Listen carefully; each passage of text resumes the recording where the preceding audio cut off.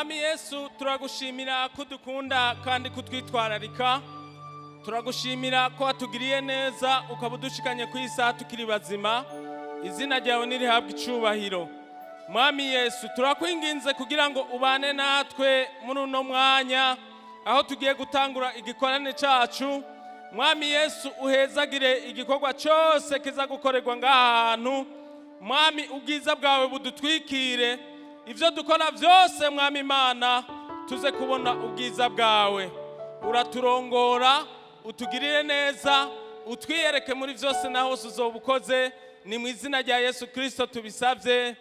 Amen. Amashimeshi ku Mana. Iyi ndirimbo ivuga ngo ndazi ko Yesu ankunda, byanditswe mu gitabo, nduwo mu bana biwe kandi arambungabunga. Haleluya! Abantu bazi ko Yesu abakunda baduza amaboko rero, hanyuma bace bahaguruka kugira turirimbe duhagaze. Ndazi ko Yesu ankunda, byanditswe mu gitabo, nduwo mu bana biwe kandi arambungabunga. Ndazi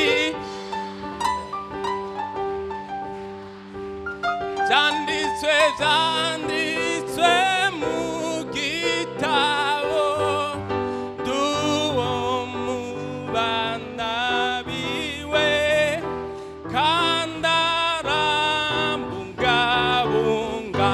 Yesu arankunda, Yesu arankunda, Yesu arankunda, n'umukiza wanje. Yesu arankunda, Yesu arankunda,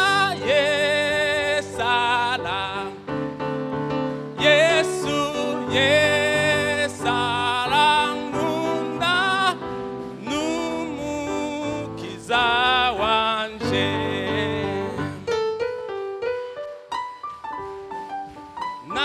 Ntajya ngenda hafi mu nzira ija mw'ijuru, kuko yampfiriye atyo naramwishikanye.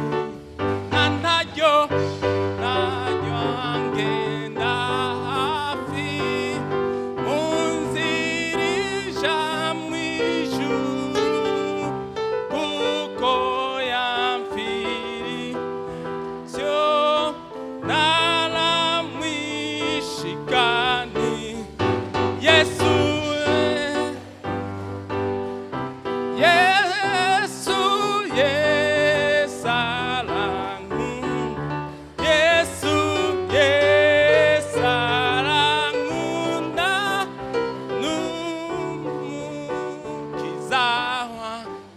Yesu, amashi yanyu meshi.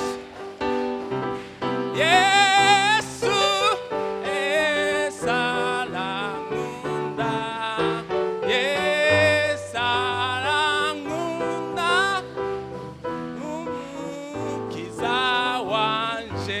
Haleluya! Dufise ikivugo kivuga ngo iki?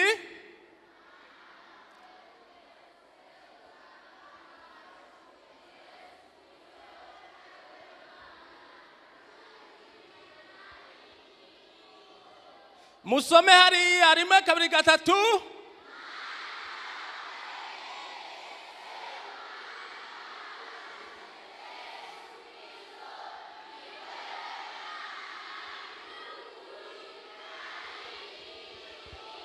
Twasubiyemo tuti Mana wandemye, se umwami wacu Yesu Kristo, ni wewe Mana wenyene nta yindi iriho.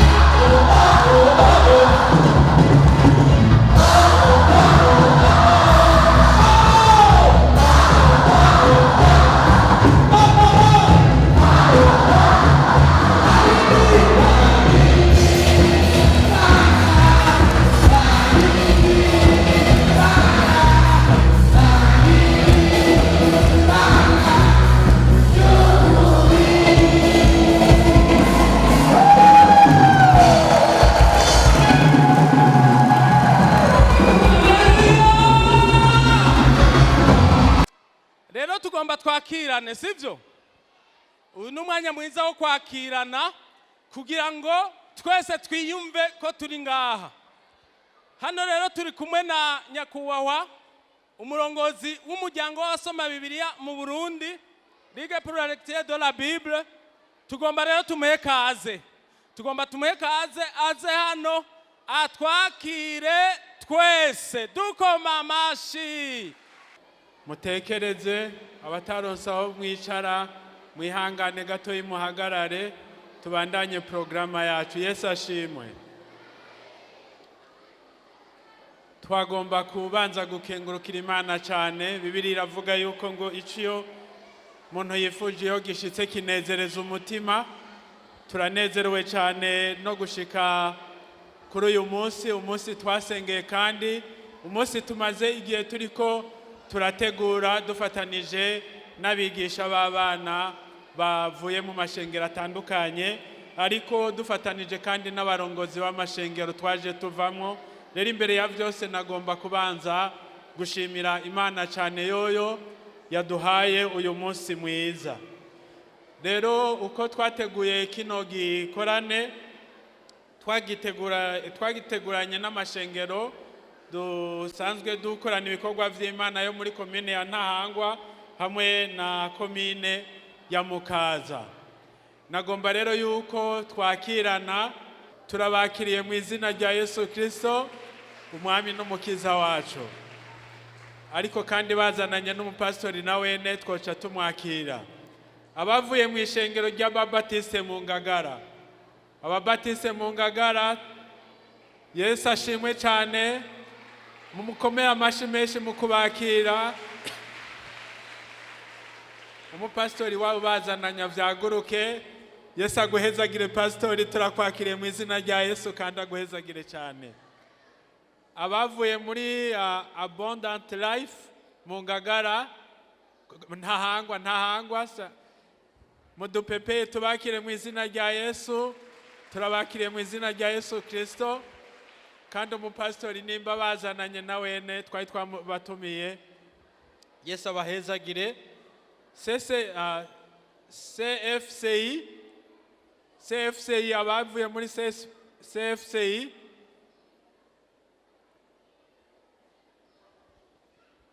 ntibabonetse. Abavuye twagiye mu Cibitoke, abavuye mu ishengero rya Methodiste ini mu vyaguruke, tubakire, tubapepe n'amashi menshi kandi tubakomera amashi.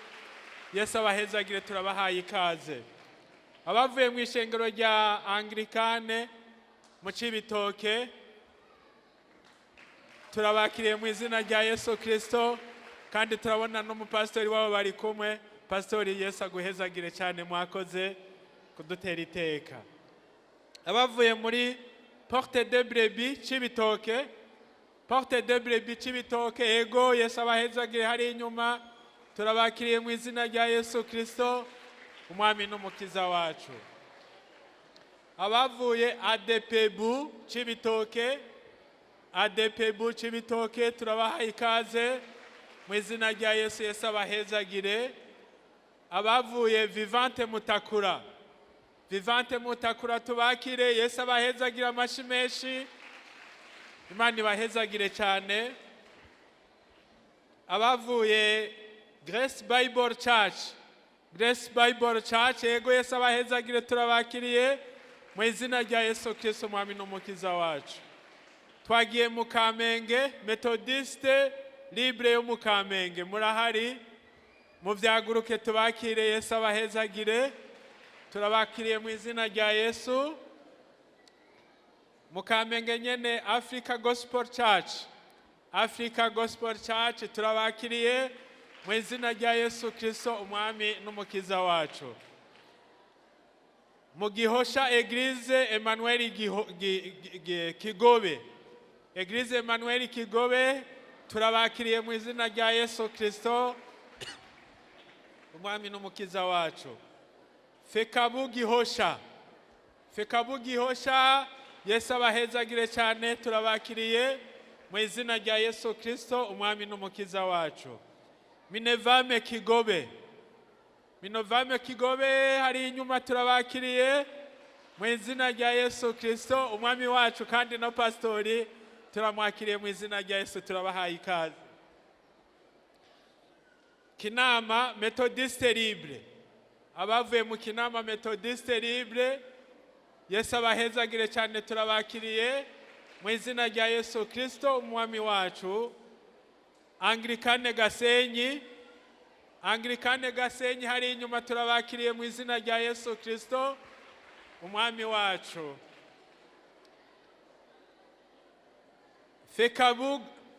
Fekabu kinama na pastori turabakiriye mu izina rya Yesu Kristo umwami wacu.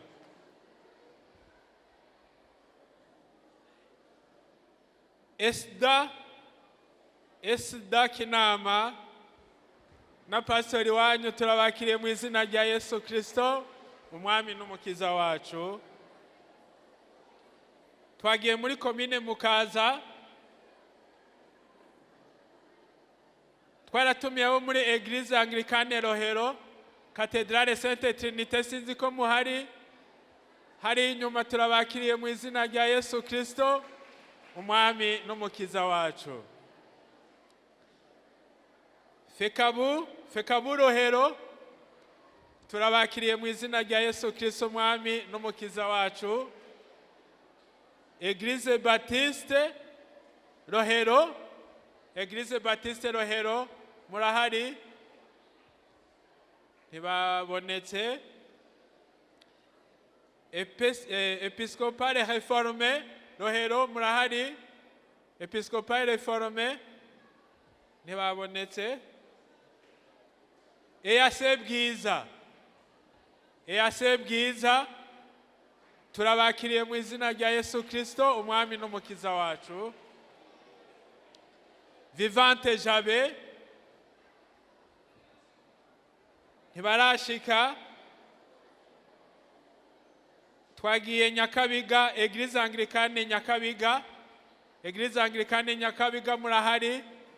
Na pastori turabakiriye mu izina rya Yesu Kristo umwami n'umukiza wacu, kandi Yesu abahezagire kudutera iteka. Fekabu Nyakabiga, sinzi ko muhari. Fekabu Nyakabiga, turabakiriye mu izina rya Yesu Kristo umwami n'umukiza wacu. Imana ni nziza, Imana ni nziza, Imana ni nziza, ni nziza cyane. Reka sabe abigisha b'abana tumaze iminsi turiko turakorana kino gikorwa, bavuye mu mashengero atandukanye, namwebwe mu byaguruke, tubakire mu izina rya Yesu Kristo umunyanazareti. Turabakengurukiye cyane gose, kandi ntabwo nkekeranya, tunezeranywe namwe. Tugomba tuje mu mwanya wo gukora ibikorwa bimwe, ariko nagomba ndabamenyeshe yuko abantu bafise igikorwa bakora tuza kubaha umwanya. Mugerageze, nababwiye ko atagikorwa kiza kurenza iminota 5. Rero mutavyubahirije muza mubona ndabahagaritse. Ngomba dusabe abo muri Emmanuel Kigobe baduteguriye intambo y'ikirundi, bace baza aho imbere.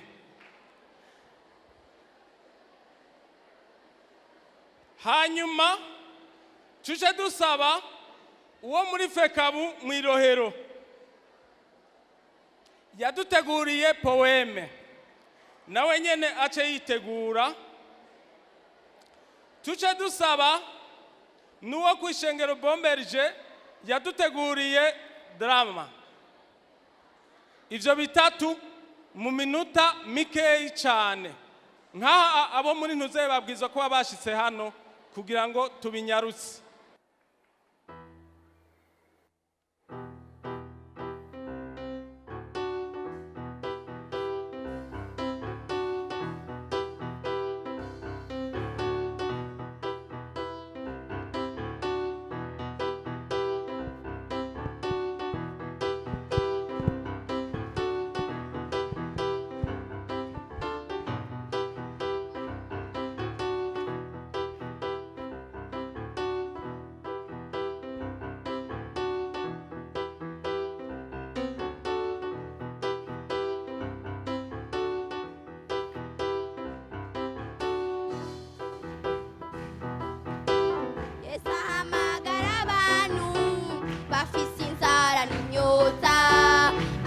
muze kuri jewe mbaha amazi ku buntu.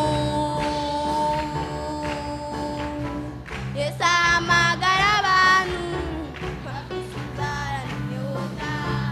ati muze kuri jewe mbaha amazi ku buntu.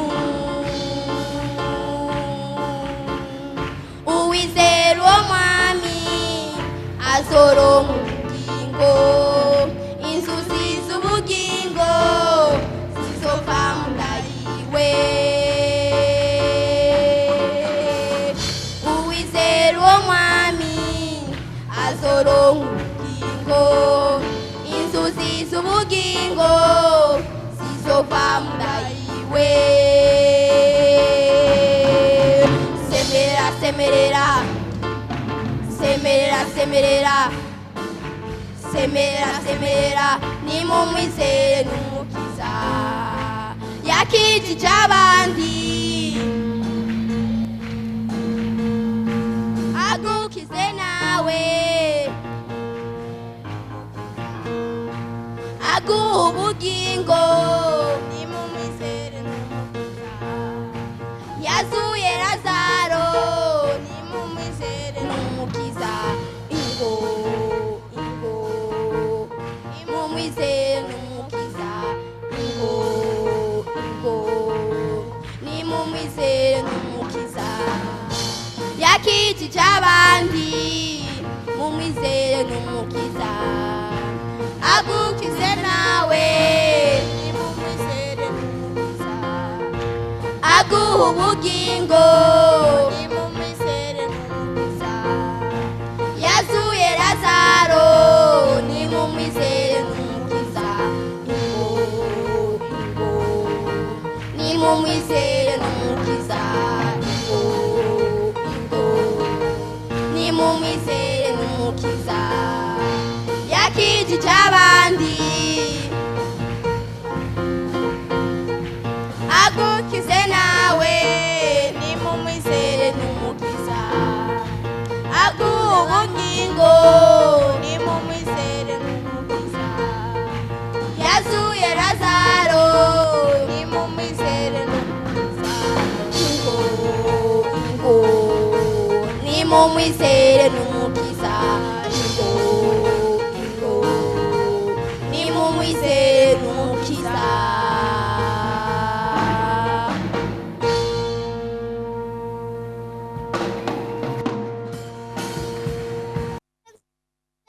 Nous dans des ténèbres, mais aujourd'hui heureux.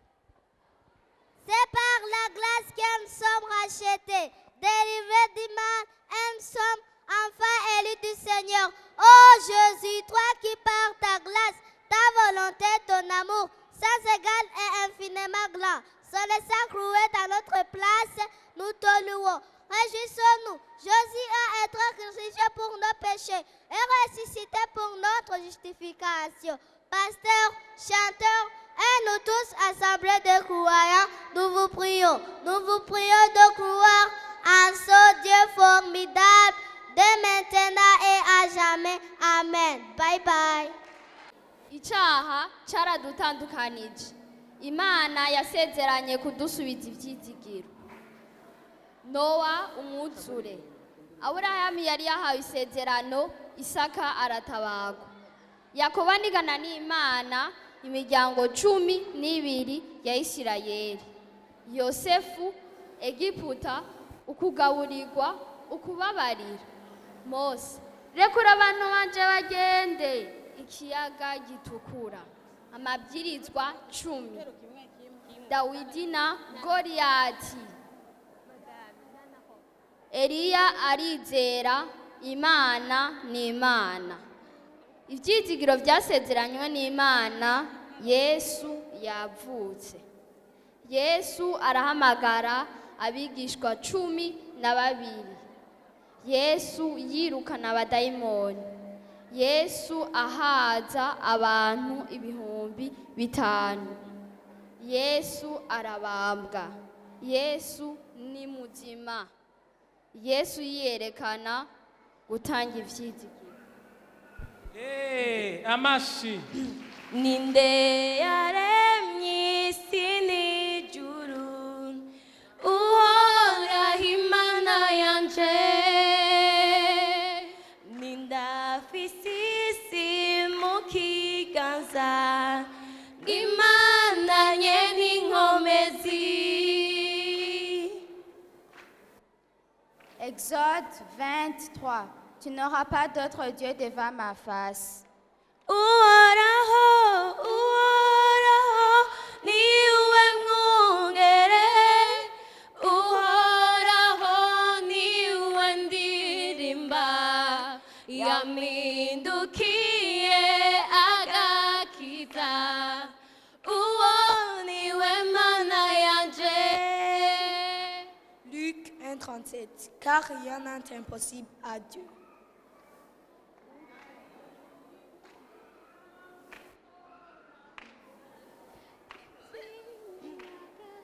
Mubari mw'isi no mw'ijuru, ntawuhwanye n'Uhoraho. Psaume 27. Je sais déjà que l'Éternel sauve son roi. Il exaucera des souhaits de sa sainte demeure. Uhoraho, uhoraho, niwe mwungere. Uhoraho, niwe ndirimba. Yampindukiye agakiza. Uwo niwe Mana yanje. Daniel chapitre 6, verset 26b. J'ordonne que dans toute l'étendue de mon royaume, on ait de la crainte et de la frayeur pour le Dieu de Daniel, car il est le Dieu vivant et il subsiste éternellement. Exode 34, 14. Tu ne te prosterneras point devant un autre Dieu, car l'Éternel porte le nom de jaloux. Il est un Dieu jaloux. ukuboko kwiwe kw'iburyo nigunganga umugwanizi bari mw'isi no mw'ijuru ntawuhwanye n'Uhoraho. Jérémie 10:10a. Mais l'Éternel est Dieu en vérité. Il est un Dieu vivant et roi éternel. Jérémie 10:10. Mais l'Éternel est Dieu en vérité. Il est un Dieu vivant et un roi éternel. Luc 1:37. Car rien n'est impossible à Dieu. Psaume 27. Car il est le Dieu vivant et subsiste éternellement.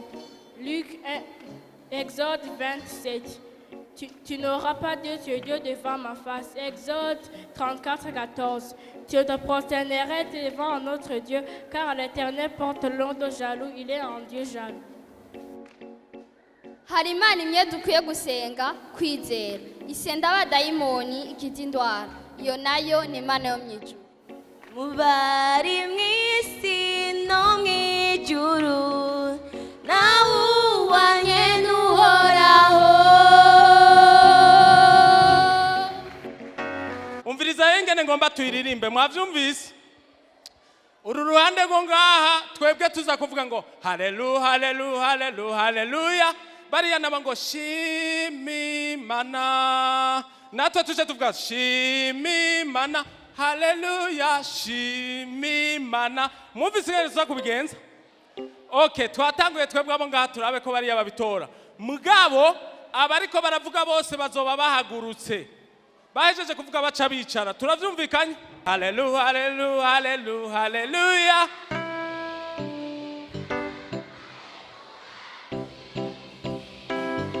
haleluya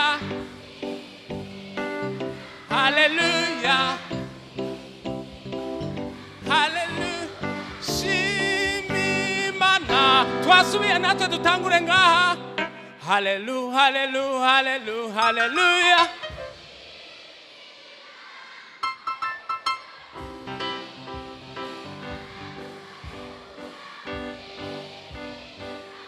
haleluya haleluya shimimana reka dukoma amashi menshi cyane amashi menshi menshi menshi menshi. Reka twicishe bugufi twese dushima Imana. Mana urakoze ngena wabanye natwe muri kino gitondo, watugiriye neza, wadukuye mu mihana myinshi tuza tugana hano muri kino gikorane cyateguriwe abana n'abakuze, natwe twashoboye gushika hano. Ni wiyerekane Mana, utugirire neza, ijambo ryawe ry'uyu munsi umwe wese rimushike ku mutima, hanyuma mpwemu wawe agendera umuntu wese yaje hano, twese dutahe duhaze mu buryo bw'impwemu. Urabana natwe umwanya wose tuba hano, ubwiza bwawe bwiyerekane. Urakoze Mana, ni mu izina ry'umwana wawe Yesu Kristo na mpwemu yera, amen.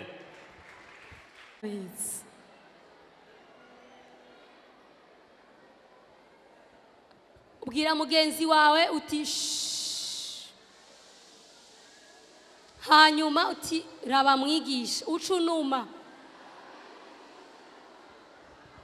Sawa, mwese mundabe hama mutekereze munyumvirize. Umunsi umwe nariko ndagenda kwibarabara, campura n'umupapa umwe. Muriko muranyumva hariya? Hari inyuma muranyumva? Mutekereze rero mumvirize. Uyo mupapa murazi ngene yiko aragira. Yego murayibona? Mbe umuntu ariko agira gutyo bavuga ko ariko agira iki? Ariko aragira iki? Ngo ariko arapfuhagira, sivyo? Muzi cyayi cyabaye yari yashavuye. Hari umuntu yari yamushavuje, acaza n'ishavu ryinshi rero aho ndamufatira. Mwavyumvise? Nukubera ko hari wari yamubabaje, acagira pfuha. Apfuhagira rero nukuvuga ngo gupfuha nukugira uko kuntu naberetse ufise ishavu y'umuntu yakubabaje. Umurongo tugira twige uratwereka ingene Imana hariyo bayishavuje kuko bagiye gusenga iyindi Mana. Uyo murongo wacu tusanga mu gitabo kiri muri Bibiliya. Bibiliya ni ijambo ry'Imana. Bibiliya ni iki? Ni ijambo ry'Imana kandi ni ukuri. Ico gitabo cyitwa Kuvayo. Cyitwa gute? Kuvayo. Kuvayo rero ni gitabo kiri mu gice ca Bibiliya c'isezerano rya kera. Iyo uravye muri Bibiliya, izina ry'igitabo urisanga hejuru y'urupapuro. Hehe. Kuri ico gitabo tuza gusoma mu gice ca 33. Ku gice ca kangahe? 33 rero igice. Iyo uravye muri Bibiliya ubona igice kinini cirabura gose. Ubona igice kisa gute? Igiharuro kimeze gute? Kinini cirabura gose. Umurongo tuza gusoma n'umurongo wa 14. Igice ca 34, umurongo wa 14. Umurongo wa kangahe? Umurongo rero yuravye muri Bibiliya kabara gaharuro gato yikirabura buke buke kari hagati mu majambo. Uyo murongo uravuga ngo kuko mudakwiye kugira iyindi Mana musenga namba, kuko je uhoraho izina ryanje ndi nyefuhe, ndi Imana ifuha. Tubisanga muri gitabo Kuvayo igice ca 34 umurongo wa 14. Iki gitabo cyanditswe n'umuntu yitwa Mose. Cyanditswe nande? Mose. Neza cyane. Kubera ko mbona hariho benshi mutazanye Bibiliya na ubandikiye hajya, turashobora gusomera rimwe turatangura tuvuge aho vyanditse, tuvuge ivyanditse cyo duhereza aho vyanditse. Turashobora kujana 1 2 3 kuko mudakwiye kugira iyindi mana musenga namba, kuko jewe uhoraho ndi nyepfuhe, ndi Imana ipfuha. Kuvayo igice ca 34 ku murongo wa 14. Murakoze cyane. Dufise Imana, tuduze urutoki twese, dufise Imana neza cyane. Iyo Mana niyo yaremye ijuru n'isi, ifise amazina menshi mugabo ni Imana imwe. Hari izina yitwa Yehova, Elshadai, Emanueli, Shama, Elohim. Ayo n'amatazene y'Imana. Imana ni imwe yaremye ijuru n'isi, kandi yakuremye yagize iki? Neza. Haratubwira ngo Imana yari kirabwira abantu bayo, irababwira ati kuko jewe izina ryanje ndi nyepfuhe. Ipfuhe naberetse icari cyo, n'igihe umuntu mubabaje agashavura. Mwayibonye? Imana yo ukoze ikintu kibabaza irapfuha, irababara, iragira ishavu. Rero Imana iravuga ngo ndi Imana ipfuha, ni kuvuga ndanka ko haba uwundi musenga. Twabyumvise? Nimba uri hano rero warizeye Yesu Kristo, umenye ko Imana ishaka yuko uyumvira, uyisenga, utayivanga n'ikindi kintu cyose. Ariko rero nimba uri hano utarizera Yesu, Imana irashaka ko umwizera kugira ngo akwigishe guhimbara Imana no kumenya Imana imwe yonyene y'ukuri.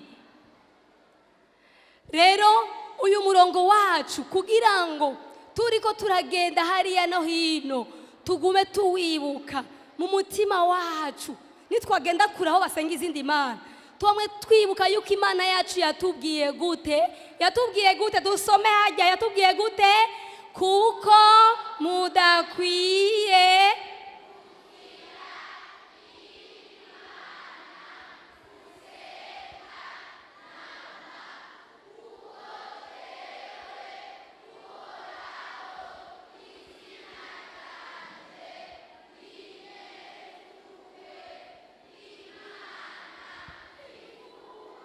murakoze cyane, mwikomera amashyi rimwe.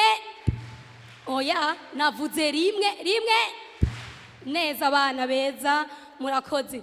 Rero uyu murongo wacu tumenye mu mitima yacu, mu bwenge bwacu, mu mpemu zacu, ukangutse uvyutse wibuke yuko Imana yavuze ati ntukwiye gusenga iki? Izindi mana. Sivyo? Muraza murasubiramwo aho mvuye, sivyo? Kugira ngo nituvuga ibintu birebire, muraza kuvuga gutya: Kuvayo 34:14, kuko mudakwiye kugira iyindi mana musenga namba, kuko jewe uhoraho izina ryanje ndi nyepfuhe, ndi Imana ipfuha. Kuvayo 34:14. Mumvise ngene nahavuze ukunye nabariko muvuga, ariko tubanze musubiramo aho mvuye.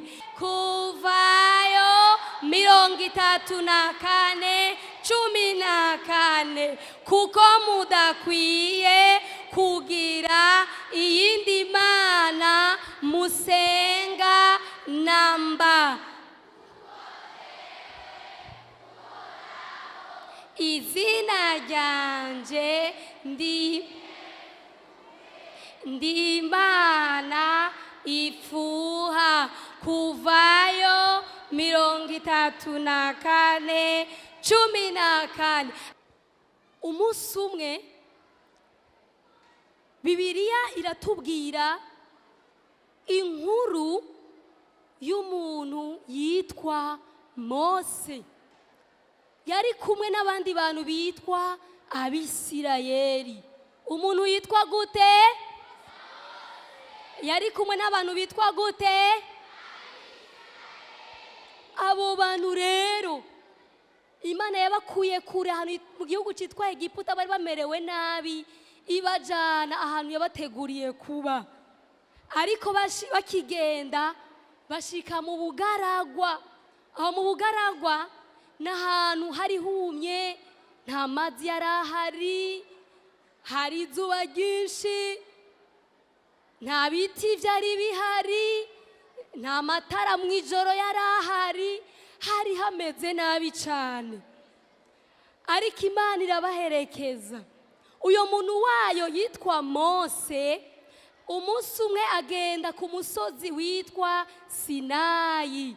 Witwa gute? Uwo musozi uyo muntu yakunda kugenda yo gusenga kugira ngo yage n'Imana. Hanyuma uyo muntu acagenda n'undi muntu yitwa Yosuwa. Abo bantu baramugumukana, barankati rero utaturondereye Imana. Imana twiremere tuyishire hajya tujye tuyisenga ko rero yadukuye muri Egiputa, muri ya mibabaro. Aroni acarababwira ati, nimukature impeta z'izahabu ziri ku matwi y'abagore banyu no ku y'abahungu n'abakobwa banyu, muzinzandire. Icana ikintu cyose umuntu yiyumvira, avuga, akora kidahimbara Imana. Mwabisubira mu icaha ni iki?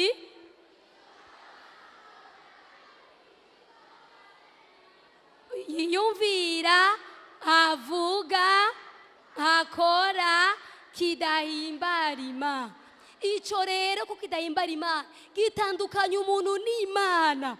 Ijambo ry'Imana rirabitubwira, riratubwira ngo bose bakoze ibyaha ntibashikira ubwiza bw'Imana. Ni kuvuga ngo baciye baja kure y'Imana. Nk'akarorero, kubesha, kuvuga ibintu bitari ivyo. Ninde wama kandi karo k'icaha azi? Akandi karo k'icaha,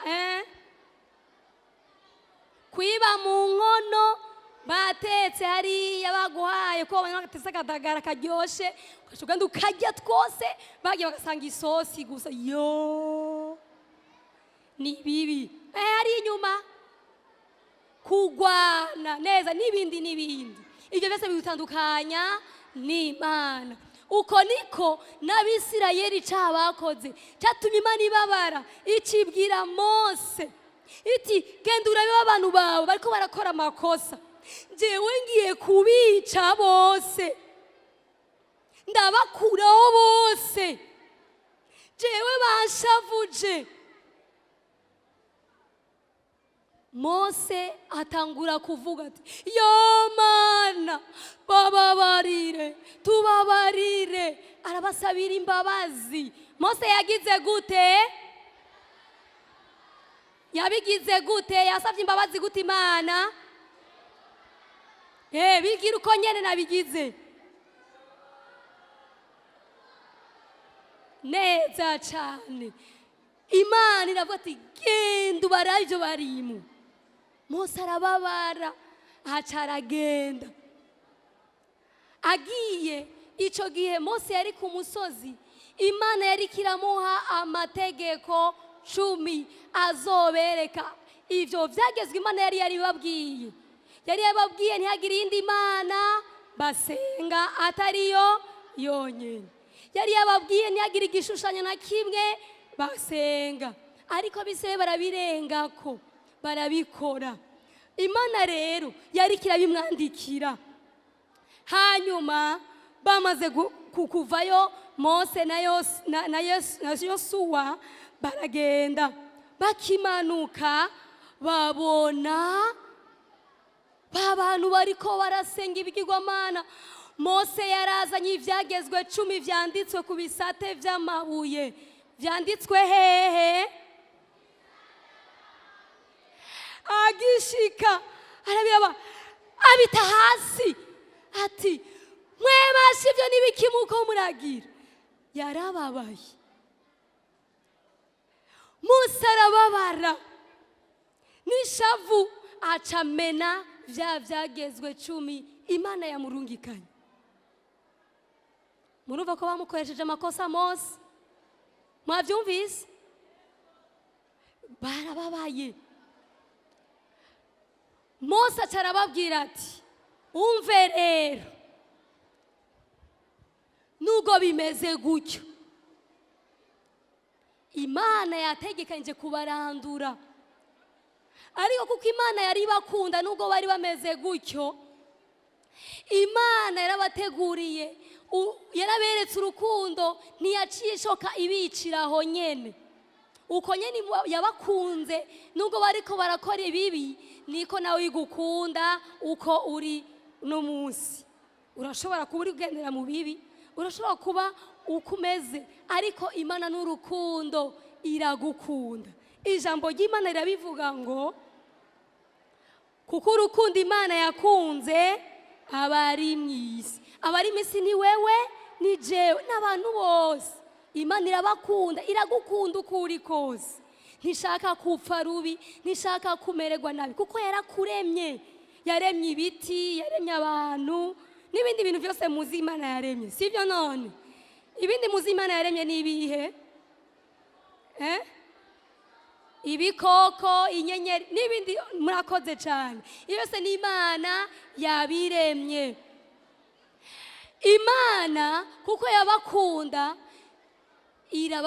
ituma Mose, iramwereka, iramugenda urabe abantu bawe bantaye, bagize imasa, bariko baravuga ko ariyo yabakuye muri Egiputa, ariyo yabagaburiye, ariyo yabakijije. Kandi cyari ikintu gihagaze, cyari gifise amaso nticabona, cyari gifise amatwi, cyari gifise umunwa, cyari gifise amaboko, cyari gifise amaguru, ariko Imana yacu irabona, iravuga, irakora, ishobora kugendagenda. Tuyikomere amashi Imana yacu. Imana yacu ni nziza. Mose rero acarababwira ati umve rero ko mwakoze ivyo, abantu bose bashaka kuma basenga kijya kintu baje hariya. Abantu bose bizera kusenga Imana yonyene nibaza ahantu ndi. Mose acayegeranya abantu bitwa Abarewi, acabaha itegeko. Arabaha itegeko, arababwira ngo bagende bice aho bantu bose. Umva ingene yababwiye ati ninde ari ku ruhande guhora naze hano ahondi. Abarewi bose bakoranira ahari.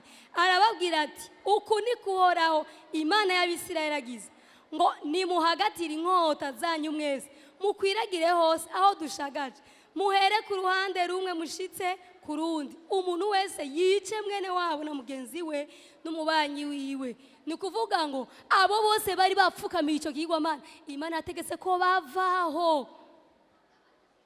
Imisi yose nimba warize Yesu ukagendera mu bintu bibi, bibabaza umutima w'Imana, kandi Imana itanga itegeko ryuko utayegera, kuko gutandukanya niki? Kigutandukanya niki? Ni Imana. Mose acaratanga iryo tegeko, barabica bose. Abantu 3,000 bose barapfa. 1000 bingahe? Mubinyereke 1000 bingahe? Bose barapfa. Mose acasaba imbabazi Imana kubw'Abisirayeli bose. Acasubira hehe? Ku musozi aja gusenga Imana. Imana iramubwira iti, Uhoraho yishura Mose ati uncumuye ko wese niwe nzosibanganya mu gitabo canje ngo uwuncumuye ko wese nguvuga ukoze icaha ukoze ca kintu kibi nguwo Imana imusibanganya muri ca gitabo. Igitabo mwijuru rero hari igitabo c'ubugingo candikwamwo abantu bakijijwe abizeye Yesu kandi bagenda bayihimbaye umunsi umwe bazibabane nayo mwijuru. Ni bande bakene kuzobana n'Imana mwijuru umunsi umwe? Ni mwese. Ariko mwumvise ucumuye ku Mana ntazoja hehe?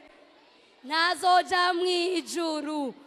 Nimba ukibesha ukikora vya bindi bibi umenye yuko izina ryawe Imana izorifuta hehe? Muri ca gitabo ciwe. Ndashaka rero unamika umutwe wawe uhumurize amaso yawe. Mwese ubika imitwe yanyu muhumirize amaso yanyu. Ndababaza akabazo.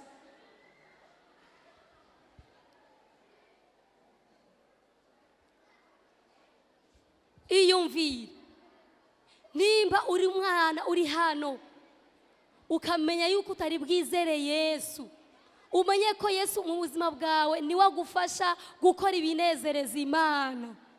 Nimba uri hano rero utari bwamwizere, ukwizera kugira uronke ubugingo budashira ubabarirwa ivyaha, ijambo ry'Imana riratubwira ngo ariko abamwakiriye bose yabahaye ububasha bwo gucika abana b'Imana nibo bizeye izina ryiwe. Rero ukwizera ni ukwicuza kuri umunyavyaha, ukamenya kuri umunyavyaha Imana utashobora kwikiza. Icya kabiri ukamera ko ari Yesu wenyene yapfuye ku musaraba kubw'ivyaha vyawe. Hanyuma ukabwira Imana ikubabarire, hanyuma ukabivugisha akanwa kawe ukabwira Imana yuko umenye kuri umunyavyaha ikubabarire, ko wizeye Yesu ko yapfuye ku musaraba kubw'ivyaha vyawe. Ijambo ry'Imana tubwiye ngo kandi hatavuye amaraso ntiyabagwarirwa ivyaha. Ivyaha vyawe bibabarigwe kuko wizeye. Muri mwebwe hari wumva ashaka kwizera Yesu ubu nyene akirize urutoki rwiwe. Murasubiramo iri sengesho. Uhoraho Mana, menye ko ndi umunyavyaha, ungirira imbabazi. Ndizera ko Yesu yapfuye, arahambwa, arazuka kugira ngo mbabarigwe. Izina ryanje uryandike mu gitabo c'ubugingo. Amen. Imana ibahezagire. Wewe mwana rero wizeye uze kurondera mwigisha umubwire ko wizeye Yesu, azoca kwereka ingene ukwiye kubaho unezereza Imana. Murakoze, mwikomera amashi mwese mwanyumvise. Tegele Yesu ari mwiza,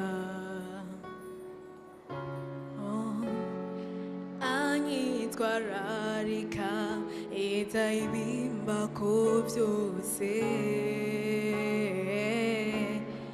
nazokundira ibirenge byanje ko bitirimbuka na gato, ninatitara sinzoshika hasi.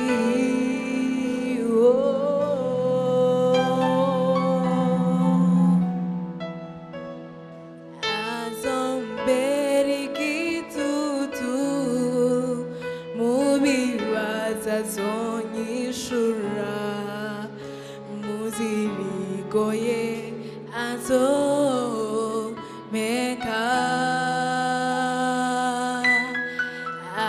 azombera Imana nanje nzomubera umwana, ibi byose nzobaho mbe muriwe.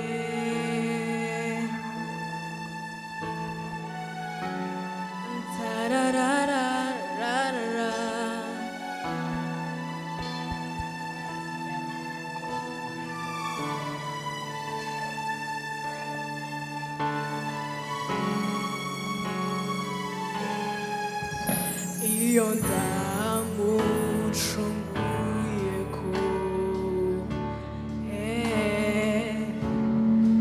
andabira amaraso yiwe yeza nazokwigera nkura kw'ijisho ikiwe haba namba nakizomura mu biganza vyiwe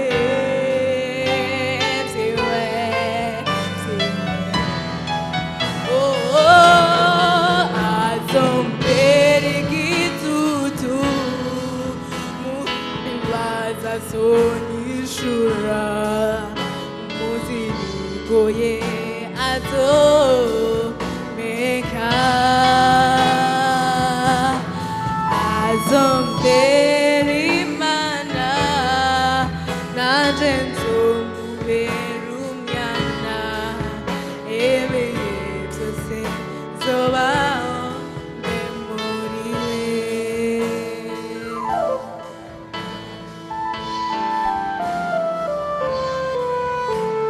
nzomukurikira gorira ngiye ngore nzomunezereza no gukora ivyambwiye ngore nzomwamamaza nzomuguma inyuma nzovuga ivyo akora nzomutakambira ngo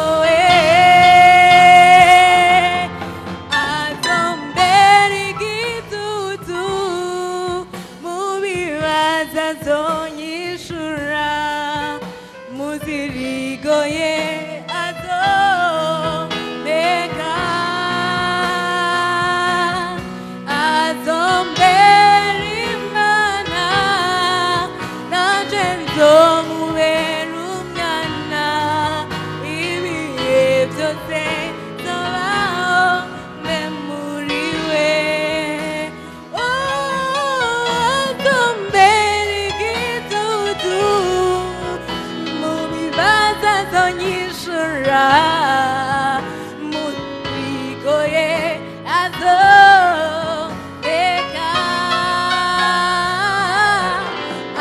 azombera imana nanje nzomubera umwana ibihe byose zobaho mbe muri we ibihe byose zobaho mbe muri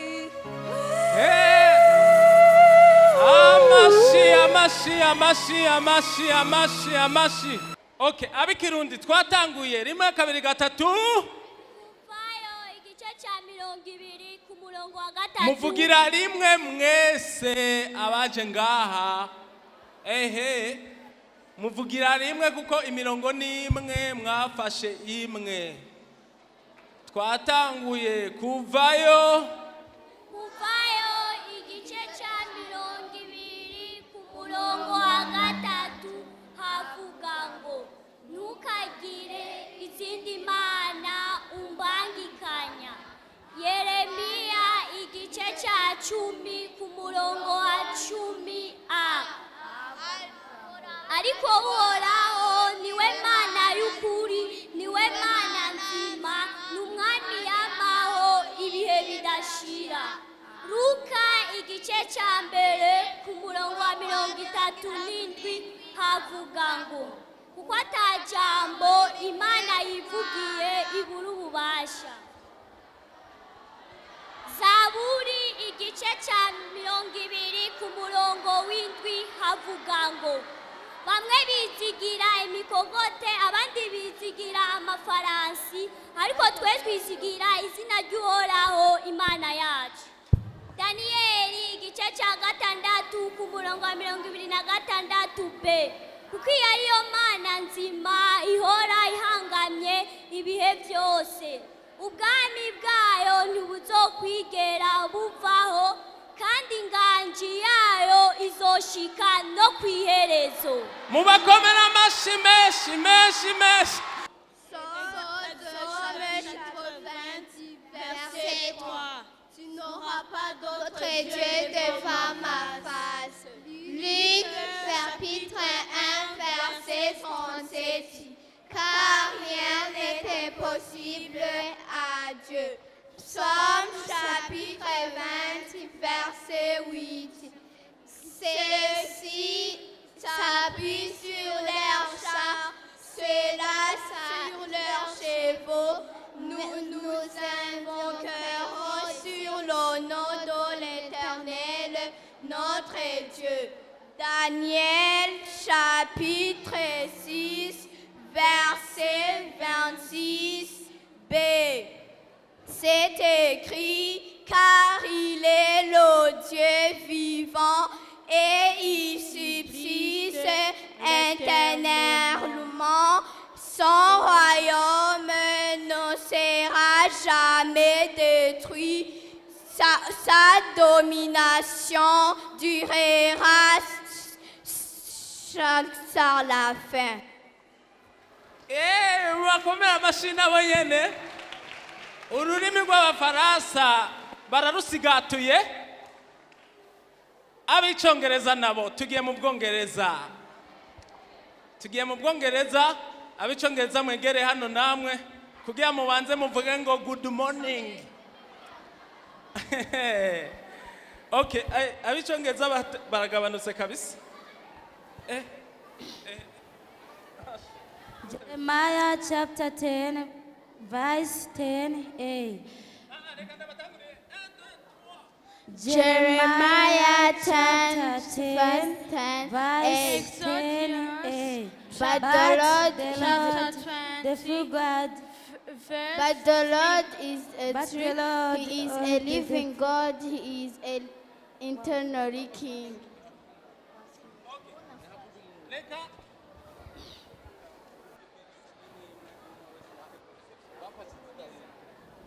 Okay, reka havuga umwe abakubera ni bake. Exodus chapter 20, verse 3. You shall have no other gods before me. Luke chapter 1, verse 37. For everything spoken by God is possible. Jeremiah 10, verse 10a. But the Lord is a tree, He is a living God, He the eternal King. Mubakomera amashi abongereza. Ubwongereza. Baratujanye mu Bwongereza. Ubu rero tugomba tuje muri Tanzania. Tanzania niho bavuga Igiswahili na za Kenya. Abavuga Igiswahili rero muze hano. Tafadhali. Kiswahili, njoo hapa. Muko wapi? Hapa. Wawili tu. Moja, mbili, tatu. Kutoka sura 12 mstari wa 3 inasema, usiwe na miungu mingine ila mimi. Luka sura ya 1 mstari wa 37 inasema, kwa kuwa hakuna neno lisilowezekana kwa Bwana. Yeremia sura ya 10 mstari wa 10a inasema, bali Bwana ndiye Mungu aliye hai, ndiye Mungu wa kweli.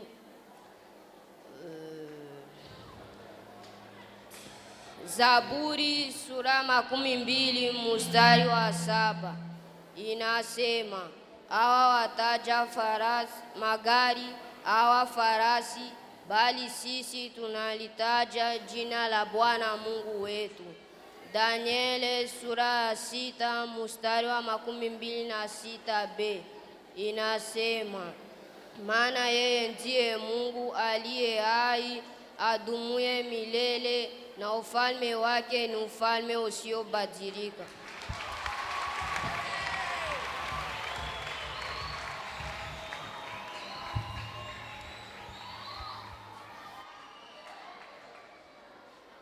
Yeremia sura ya 10 mstari wa 10a pinasema hivi: bali Bwana ndiye Mungu wa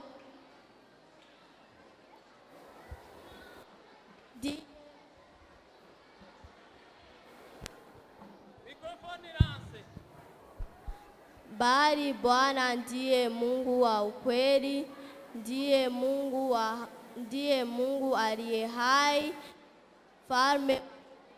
Amen.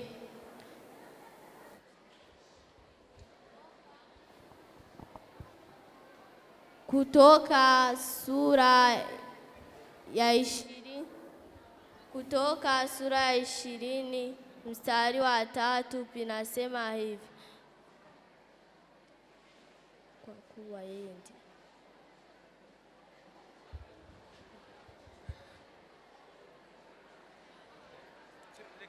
Daniel sura ya 6 mstari wa 26 pinasema hivi: maana yeye ndiye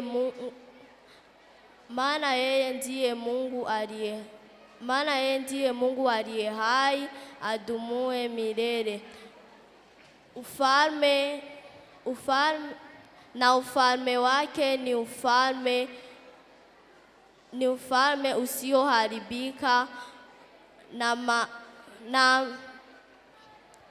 na amri zake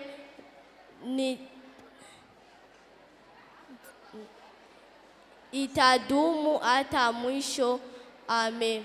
Zaburi sura ya 20 mstari wa 7 pinasema hivi: